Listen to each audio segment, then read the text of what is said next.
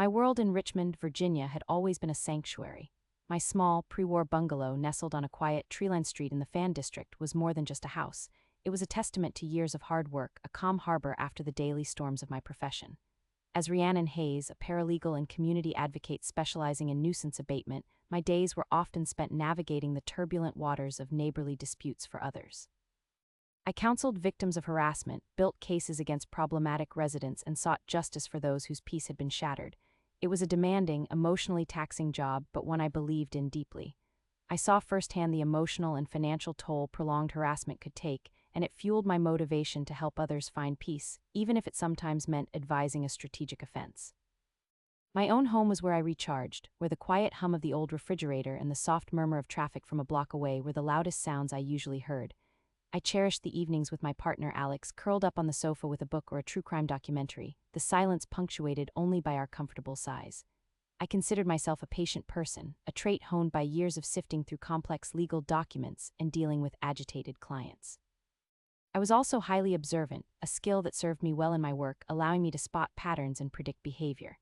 These qualities, I believed, made me well equipped to handle life's minor disruptions. Then they moved in next door. The initial signs were subtle. A moving truck that seemed to linger for days, disgorging an eclectic mix of mismatched furniture and overflowing boxes onto the lawn. Loud arguments that spilled out onto their porch, quickly muffled as a door slammed shut. I remember the first time I heard the music, a heavy bass line thrumming through my floorboards late on a Tuesday night. It wasn't overwhelmingly loud, not yet, but it was out of place. This street, this neighborhood, had an unspoken understanding. Quiet hours were respected. My initial reaction was a familiar sigh, the kind I'd heard from countless clients. Here we go, I told myself, to be patient, to observe. Maybe they were just settling in, blowing off some steam. Everyone deserved a little grace period. The grace period, however, evaporated with the first full-blown party. It was a Saturday night, and I had been looking forward to a relaxing evening. Alex was out of town visiting his sister, leaving me with the entire house to myself, a rare luxury. Just as I was settling in with a mug of chamomile tea and a historical fiction novel, the bass hit. It wasn't just a thrum, it was a physical punch to the chest, rattling the framed prints on my walls. Laughter, shouts, and the unmistakable clinking of bottles joined the cacophony. I knew with a sinking feeling that my quiet evening was irrevocably hijacked. I glanced at the time, a little past 9 o'clock. Too early to call the police, I reasoned. My patience, usually a deep well, was already starting to feel shallow. I tried turning on my television louder, but the bass bled through, a persistent, throbbing heartbeat of annoyance. I walked around my living room, my gaze falling on the small, discreet lens of my doorbell camera. It wasn't just for security. I had long ago learned that visual documentation was gold in nuisance cases. I checked the feed, noting the number of people spilling out onto their porch, beers in hand, their voices rising above the music. A chill snaked down my spine, unrelated to the air conditioning. This felt different from the usual noise complaints I handled. There was an aggressive energy emanating from their property, a disregard that went beyond mere revelry. I had a premonition, a cold, hard knot forming in my stomach that this wasn't going to be easy. As an advocate, I often found myself telling people that true peace sometimes required a strategic offense. But when it was your own home, your own sanctuary under siege, the line between strategy and desperation blurred. Subscribe to Neighbours From Hell channel for new Neighbours From Hell stories daily. The night worsened. Around 11, the music intensified, and then, without warning, the shouts turned into screams. Not the joyful screams of partygoers, but the sharp, raw sound of fear and anger. It was a woman's voice, then a man's, guttural and enraged. My heart hammered against my ribs. My professional training kicked in, overriding my personal fear. This wasn't a noise complaint anymore. This was a domestic disturbance. My fingers trembled as I dialed 911. "My neighbors," I stammered, my voice barely a whisper. "They're screaming. It sounds like a fight, possibly domestic violence." The dispatcher was calm, efficient, asking for my address. I gave it, my eyes glued to the doorbell camera feed. I watched as police cruisers, lights flashing, pulled up to their house within minutes. The screaming abruptly ceased. I saw 2 officers approach the door, knocking firmly. After a tense moment, the man, a hulking figure with a shaved head and a sneer, opened it. He argued, gesticulated wildly. The woman, her face pale and streaked with tears, emerged from behind him. She was young, thin, and looked terrified. I held my breath, praying, "Please let them take him away. Please let her be safe." The officer spoke to both of them, their forms obscuring my full view, but I could hear fragments of their conversation, the man's belligerent tone, the woman's quiet sobs. This was the inciting incident, I realized. The moment my peaceful existence truly ended.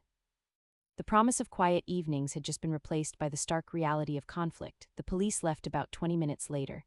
The woman, clutching a small duffel bag, was escorted to a waiting car, not a patrol car, but what looked like a taxi or a rideshare. My heart ached for her. The man remained, glaring at the departing vehicles. Then he turned and stomped back inside. Less than 5 minutes later, the music started again, not just music, but a full-blown assault of sound, louder than before. It was a deliberate act, a defiant middle finger to authority and to me. The party, it seemed, was back on. My hopes for a quick resolution for the arrest of the man and the girl's safe departure crumbled. This wasn't going to be a simple case. This was a war. I was left with a single, burning question: when would this man learn? And what would Rhiannon Hayes do to teach him? My initial annoyance had curdled into a cold, hard resolve. I wasn't just a homeowner anymore, I was a paralegal with a mission. The fight was personal now. The night stretched on, a relentless assault on my senses. The bass thumped, the laughter grated, the occasional crash or shout made me jump. My phone was charged, ready to dial 911 again, but I hesitated. The officers had just been here. Would they return for a noise complaint so soon after a domestic call? Would they dismiss me as an overzealous neighbor? My patience, which I usually prided myself on, was wearing thin. I found myself pacing, clenching and unclenching my fists. Every fiber of my being screamed for sleep, but the vibrations from next door vibrated through my very bones. Around 1:30 a.m. I finally gave in. The noise had reached an unbearable crescendo. I dialed, explaining the situation again. The dispatcher sounded tired but professional. "We'll send someone over," she said. I watched my doorbell camera, my eyes gritty with exhaustion. The patrol car drove by slowly, its headlights sweeping across their yard, but it didn't stop. A few minutes later, my phone buzzed. It was the police department. "Ma'am," the officer's voice was flat. We drove by. It didn't sound loud enough to warrant intervention at this time. "We'll file a second report, but unless it's genuinely disturbing the peace, there's not much we can do." "Not loud enough," I whispered, staring at my vibrating floor. My voice rose. "I can't sleep, it's shaking my house," but he was already wrapping up the call. "We've noted your complaint, ma'am. We'll add it to the file. Have a good night." Have a good night? The irony was a bitter taste in my mouth.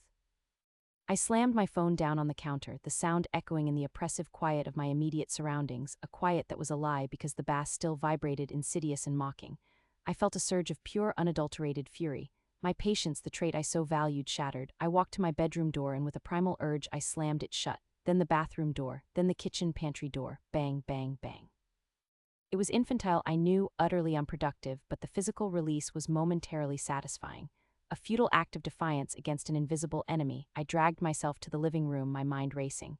This wasn't just an annoyance, it was a direct threat to my well-being, my sanity. My motivation to find effective solutions, usually reserved for my clients, was now entirely self-directed. I thought about the families I'd helped, the quiet desperation in their eyes, the sheer exhaustion from prolonged harassment. I was becoming one of them. The idea was chilling. My gaze landed on my television. And then an idea, a tiny flicker of resourcefulness in the midst of my despair. White noise. Not just any white noise, but specifically tuned frequencies designed to block out low-frequency sounds like bass. I remembered advising a client once, a single mother driven to distraction by her upstairs neighbor's thumping music. She'd found some success with an amplified white noise generator. I had a powerful soundbar hooked up to my living room television and a smaller, auxiliary TV in my upstairs spare room. Desperate, I searched for white noise for bass blocking on YouTube. A 10-hour video popped up. Perfect. I cranked up the volume on my soundbar, positioning it against the wall that bordered their living room. Then, dragging myself upstairs, I set up the smaller TV in the spare room, which I knew from my observational skills was directly above their common area. I maximized the volume there too, the hum of the white noise filling my own house, a strange, comforting cocoon. It worked. Not perfectly, but significantly. The relentless bass was dulled, muffled by the static roar. I could still feel it, a phantom vibration, but the sharp edges of the sound were gone. A small victory, a tiny payoff in a night of losses. As I lay in bed staring at the ceiling, I heard it, a faint shout from next door, barely audible over my own defensive hum. "What's all that noise?" And then a woman's voice, raspy, annoyed. "Oh, that's the effing neighbors." A grim smile touched my lips. "Taste of your own effing medicine," I muttered to the empty room. Be grateful it's only white noise, I thought, not Baby Shark on a continuous loop for 10 hours. The thought was childish but satisfying. I knew they wouldn't call the police on me for white noise. The police had just dismissed their noise as not loud enough. It was an invisible battle, a psychological skirmish, and for the first time that night I felt a spark of hope, a small measure of control. I also now had confirmation of which room was their bedroom, a piece of intelligence my highly observant nature logged away for future consideration. I still didn't sleep well. My body was exhausted, but my mind, still buzzing with adrenaline and a strange sense of vindication, refused to shut down completely. I tossed and turned, listening to Alex's steady, reassuring snores from the other side of the bed. He had arrived home sometime in the early hours, slipping in quietly. I envied him his peaceful sleep, grateful that at least one of us was finding some respite from the chaos. When my alarm finally blared at 5:30 a.m., I felt like a zombie. Every muscle ached, my eyes burned, and a dull headache throbbed behind my temples. My boss, understanding when I called in sick, thankfully gave me the day off. It was a small mercy, By 9:30 a.m., the music from next door had finally stopped, but the party, it seemed, was still in full swing. I could hear a constant din of loud talking, shouting, and the occasional slamming door. No fighting, thankfully, but the sheer volume of human voices, still amplified by their apartment's acoustics, was maddening. "When will this effing end?" I whispered to Alex, who was now awake and making coffee, his face etched with concern. Then, just as I was starting to believe they might finally wind down, it happened. At 9:35 a.m., the music started again. Full blast, the bass hammered against my chest. My jaw clenched. This wasn't just noise, it was an act of deliberate provocation. My neighbor, the one I had initially given a grace period, was turning into a bigger and bigger piece of trash with every passing minute. He was pushing me to my breaking point, testing my patience, daring me to descend to his level. My mind, usually so logical and calculating, began to formulate more aggressive, albeit still legal, strategies. Pots and pans, maybe not, but the blender. My dog, Buster, a high-energy Labrador, loved to race up and down the hardwood stairs for treats.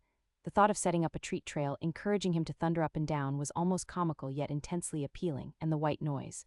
I had it on during the night, but what if I blasted it, not just generally but specifically into their bedroom, now that I knew its location? Subscribe to Neighbours From Hell channel for new Neighbours From Hell stories daily. I spent the day exploring my options, my paralegal brain kicking into overdrive. I compiled a detailed log of every incident, dates, times, descriptions of the noise, my attempts to resolve it, police calls, landlord communication, and the impact on my life. My doorbell camera had captured footage of their guests coming and going, the piles of trash left on their porch, the general disregard for the property. This was my evidence, the foundation for a nuisance abatement case if it came to that. My landlord, a man named Mr. Thompson, had already been surprisingly responsive. He confirmed he was dropping off a 30-day eviction notice today. A small spark of triumph ignited within me. This was progress, albeit slow. The relentless noise continued through the day. I tried my strategic noise approach.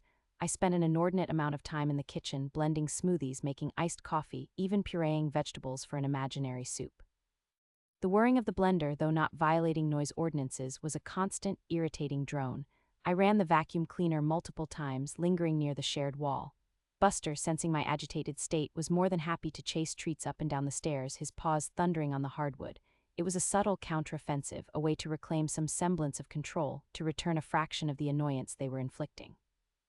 The neighbors finally quieted down around 10:30 a.m. that day after an entire night and morning of nonstop partying. I almost wept with relief. The apartment next door was finally silent. My neighbors, for once, were gone. I imagined them sleeping off their stupor, hopefully with the phantom echoes of my blender and Buster's thundering paws in their ears. Mr. Thompson confirmed he had successfully posted the eviction papers on their door. It was a formal, undeniable declaration.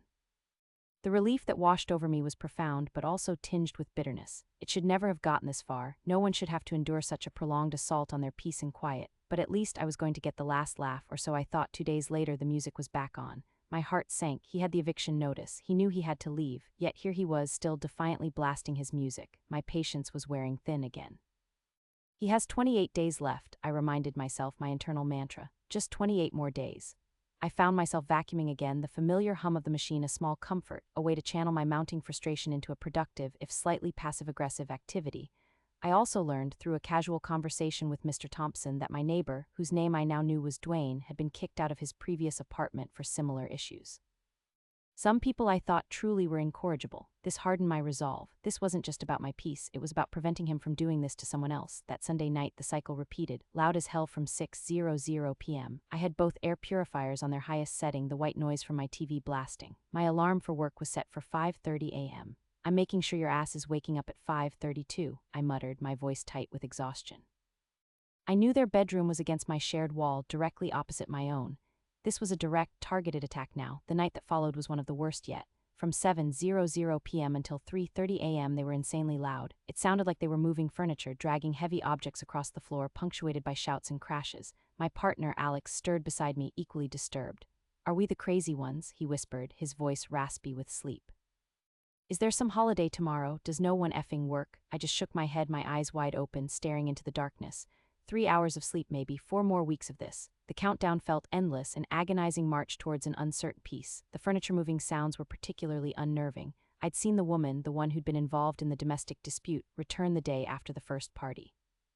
I'd seen her come and go a few times since, usually late at night, slipping in like a shadow.